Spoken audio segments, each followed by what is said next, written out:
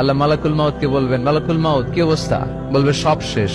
মাইয়াপ্পা, কে বাকি?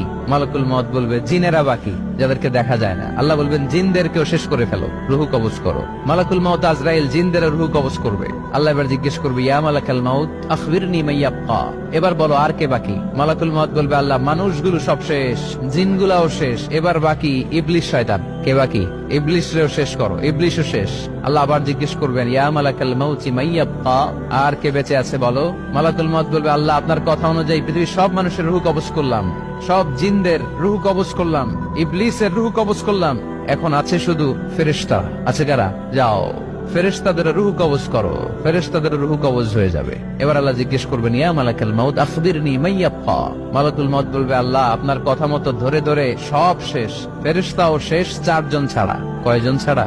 জোরে বলেন, কয়জন ছাড়া? ইসরাফিল, জিব্রাইল, মিকাইল, আজরাইল। আল্লাহ এই 4 জন আমরা বাকি। আল্লাহ বলবে, যাও ইযহাব ইনতালিক ইলা জিবরিল ওয়াকবাদ রূহা, জিব্রাইলের রুহু কবজ করো। ইযহাব ইলা ইসরাফিল ওয়াকবাদ রূহা, ইসরাফিলের রুহু কবজ করো। ইযহাব ইলা মিকাইল ওয়াকবাদ রূহা, রুহু কবজ করো। ওই 3 ফেরেশতাও শেষ। এবার আল্লাহ তাআলা জিজ্ঞেস করবেন, ইয়া মালাকাল মাউত আখবিরনি মাইয়াব্কা, হে মালাকুল মাউত আর কে বাকি আছে বলো।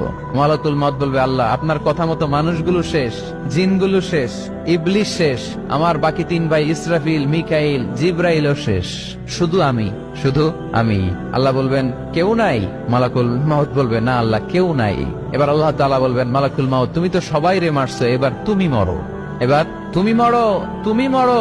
শোনার সাথে সাথে মালাকুল মাউতের কাঁপুনি ছুটে যাবে, খিঁচুনি এসে যাবে ভয়ে। আল্লাহ বলবেন, কাঁপুনি দিয়ে তো লাভ নাই, কারণ কুল্লু নাফসিন যায়িকাতুল। রব্বুল আলামিন বলবেন, মালাকুল মাউত কেঁদো না, এটাই দুনিয়ার বিধান, আমি আল্লাহর দেয়া বিধান, এটাই জন্মালেই মরতে হয়। যাও জান্নাত জাহান্নামের মাঝখানে একটা জায়গা আছে, জায়গাটার নাম হলো আরাফ।